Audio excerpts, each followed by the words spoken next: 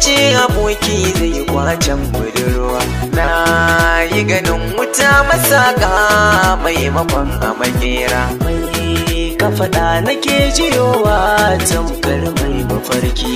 Na ji batun wuta masaka maimakon a makera. Ƙarshen duniya babu shakka yau mun tsinci kai. Wannan duniyar ina ta ɗauke mu take son ta kai. Dama an ce da ni na kashe ne ke ba da kai. Baba ma na idan baka hutu ma ai da kai. Annabi ya ce mazambata sunan su munafukai. Karya haka cin amana kamar alkawari da kura. Ka faɗa nake jiyowa tamkar mai mafarki. Na yi ganin wuta masaka maimakon a makera. Barin wannan batutun da ka san illar zato.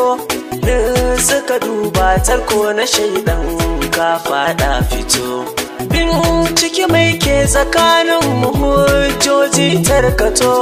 Sami zanen kwakwalwa ka auna je tabbato. Ga wani ɗan albishir zan yi ma kunne karkato. Zargi ba kyawu annabi ya yi hani don haka karka fara.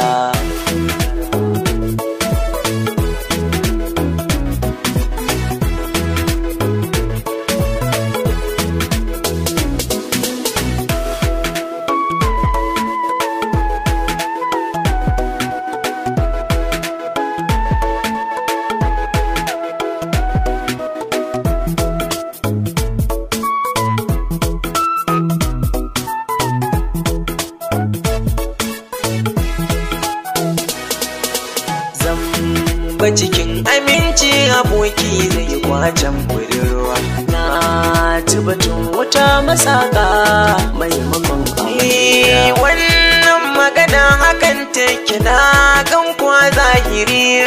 Aboki ka zambace da tabbas ka cika jahiri. Ba kunya babu tsoron makakin mai kiri-kiri.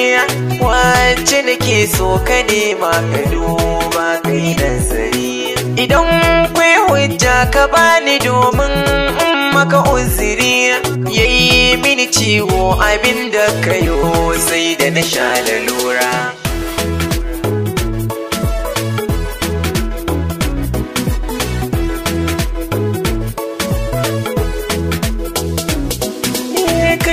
Masani ne dukan tunani kyansa ka kyautata. Harshen ka alƙali ka auna zance kafin ya fita. Kowa ya san mu ka kyale ziga irin ta magulmata.